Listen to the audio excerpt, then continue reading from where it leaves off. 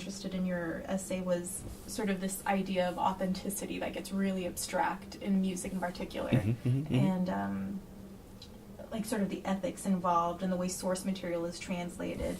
And I was wondering if the ethics of appropriation are more permissive in music? Well, I mean, on the one level, you have the kind of practice of, say, covering, right? Where artists perform, wholesale entire, songs by their artists. And typically this is seen as fine, because it's usually it's an homage, and usually it's pretty transparent that it's happening. But we can contrast that with the original sense of a cover song, which was that you would have usually a white artist perform something by an artist of color to make it more palatable for the audience.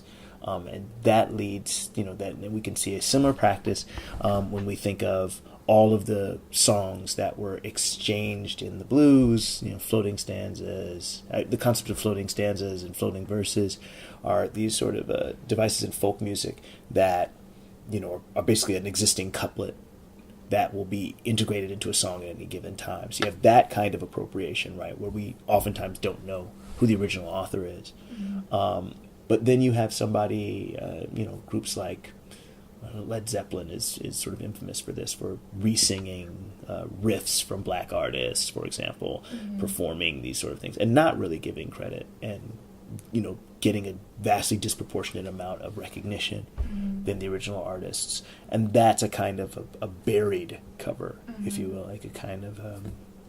So that sort of appropriation happens in music a lot. In jazz, there's a lot of quotation of song styles, and sometimes even lick styles, like for a particular, bit of improvisation or a particular sort of vocal, instrumental treatment, musical treatment, phrasing styles. But the idea that you would sort of take it in whole cloth and just sort of keep it and claim it as your own is pretty much not, I mean, and even a cover isn't an imitation. The idea is that you take, the song. There's a cover that I always think about by a group of one of them was actually a graduate of Cal Arts called the Evangenitals, and they did a cover of Outkast's Hey Ya. And like the idea was not to sound like Andre 3000, but to find a different possibility within the song. And so at that level, a cover as an appropriation is at once the song and nothing like the song. Right. If you're doing a cover, not an imitation. So I mean, I think there's a fluidity there. There's a history of sort of, again, quotation, imitation, reference, but there's a tipping point, right, between when you are stealing somebody's style altogether and, making an homage. The other thing that I would think about rap music, there was a long time in there where like particular phrases, I should say there was an ethos against biting, like so basically taking somebody's verses or their style, right? Like "Potholes in My Lawn" by De La Soul is an anti-biting song, right? Wu-Tang Clan's sketch "Shark Niggas" at the off the end of the second side of Raekwon's first album, Only Built for Cuban Links, is about jacking styles, and it goes as far as like clothing, haircuts, slang, all of these different things where you are definitely not supposed to use anybody else's material. Ironically, this is happening at the same time as sampling, right? So like sampling, is using other people's material to make your musical bed, but you weren't supposed to be taking rhymes or phrases. That's changed a lot. And I think that some of it is just the accumulation of an actual sort of canon. So is it, when you were in the beginning of your essay, you talk about Raekwon and Ghostface and sort of the sphere of being recontextualized. Right. Is that a loss of authenticity? Is it the idea that in translation their work loses they become the source material, like they lose that? Well, there's a history of African Americans in particular in the culture, in the U.S. culture, as being kind of reduced to sort of mouthpieces without a sort of a thinking. It's something that can be collected. And that's the reference to Lomax, right? Lomax, kind of goes to all these places and records all these people's voices and is famous for collecting these voices, right? And whether he ascribes individual authorship to each of these people or not, none of these folks are as famous as Lomax, right? And so how do you get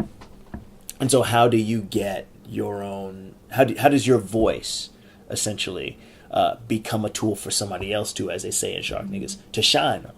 Like, how does somebody else get to take your style, take your words, take your work, and eat off of it, and you get considerably less? And I think you touch on this in your work, where is the value in the text or the lyric? Is the value in the sound? Is the value in the cultural cachet, as you say? Or is it a combination of all these things, or is there a hierarchy between these things? Well, I think that it is certainly, as you suggest, a combination. Rap as a performance, right? There's a sense that, for example, if I'm a DJ, I don't go out and get permission from different rappers to cut their voice into a song. Generally speaking, I don't, legally I might now have to, but as long as it's seen, generally it's not seen as a comment on the rapper.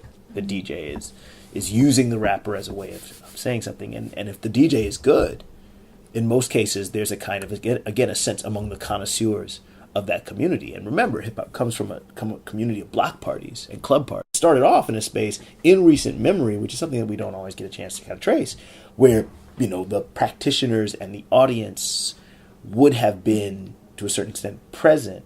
There are people walking around who have memories of the first time they heard a scratch in public, and that was the first time anybody heard a scratch in public, potentially.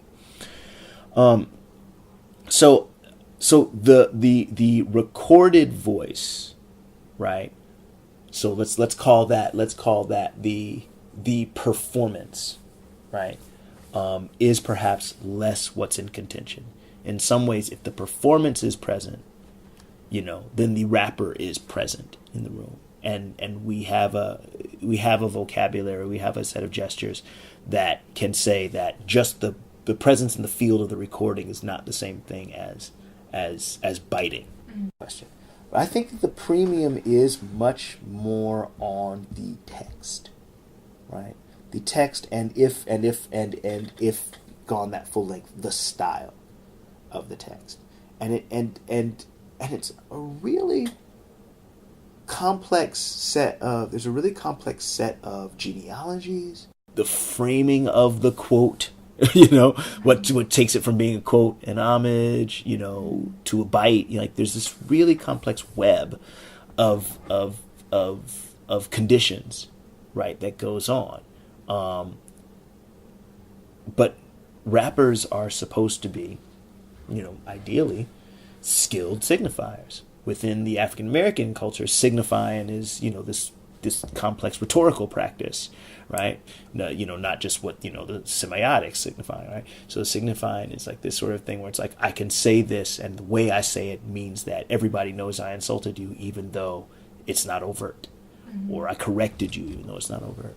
So the idea that a rapper would engage the realm of